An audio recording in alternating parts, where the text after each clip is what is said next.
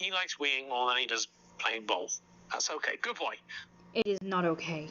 Because dog urine is the most toxic to the environment than any urine, and their poo is the most toxic to the environment, nature, and rivers and water supplies.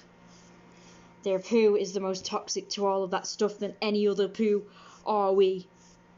And it gets into our water supplies, our rivers, our springs, and then the water we get is contaminated with bloody dog piss, which is really bad because it's like the most toxic urine ever, and the same with the poo.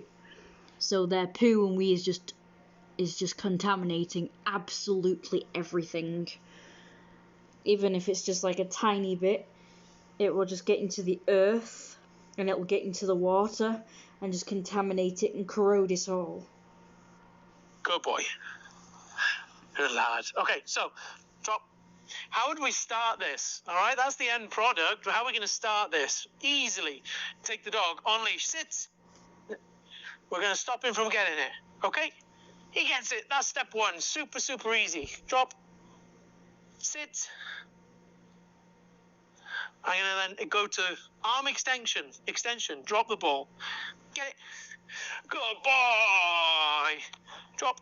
So then heel. I mean, you could be doing, in this time that it's taking him to do this with his dog, like pretty much training the dog to fucking be a predator and attack things and people, he could be spending it changing the world in some way, helping human beings. Like, he's wasting time with his fucking dog when he could be helping the homeless, try and find homes for them, try and get clothes for them, food. He could be volunteering at a homeless shelter, or he could be working with the homeless for a job, or children need whatever they need, like maybe they're orphans or something. He could be working at an orphanage, or he could even be fostering children. Even fostering children is actually more a worthwhile job. It is actually a job, you can actually get paid for it, but you're not getting paid like extra. You're getting paid like to look after the child. You're getting paid for whatever the children need, and you're also getting paid for whatever you need so that you could be as fit and healthy, both mentally and physically. So you get whatever you need as well. And it's just like an overall beneficial kind of job, or whatever. If it is called a job, I don't really know. Like a bit of maybe a side hustle or something. Like you'd be working, but you get that extra money to support the children and yourself so that you can be at your peak health mentally and physically for the children, and those children will go on to grow up to be, you know, like potentially good people and contribute to society.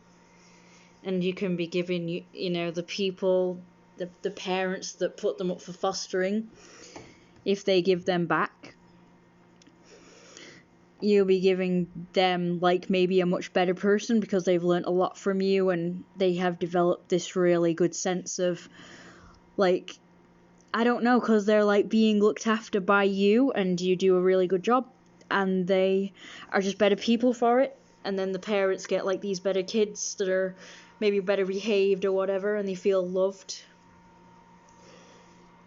And yeah, they just grow up to be like contributing to society and be productive human beings. Whereas what dog's gonna do, it's just gonna do this for the rest of its life, running around chasing after a ball, eating, drinking, sleeping, shitting, pissing, and then it's gonna die. You know, it's gonna be even more of a burden before then because of vet bills from old age and getting sick and everything. And it's just like basically a perpetual child, you know. You look after dogs for like 12 years because that's like their lifespan, a lot of them, and then they die and that's it. They never contribute, they never do anything. Whereas a child, after like 18 years or less of looking after it, you then, you know, send out a well-rounded human being into the world that's going to actually contribute to society. But dogs are not going to do this. They're just going to go around contaminating everything. You could say pretty much like the same thing for other pets as well. Like that's all they're going to do too. So that's why the houseplant thing was actually, like I say, he even basically, like I say, admitted that houseplants are better because they're like way less, like lower maintenance. Like, oh, you bought a dog, not a houseplant. It's like, well, you've just said it right there. The dog is like way more harder to handle and look after than a houseplant. Like, fucking get a houseplant. I think people should do that.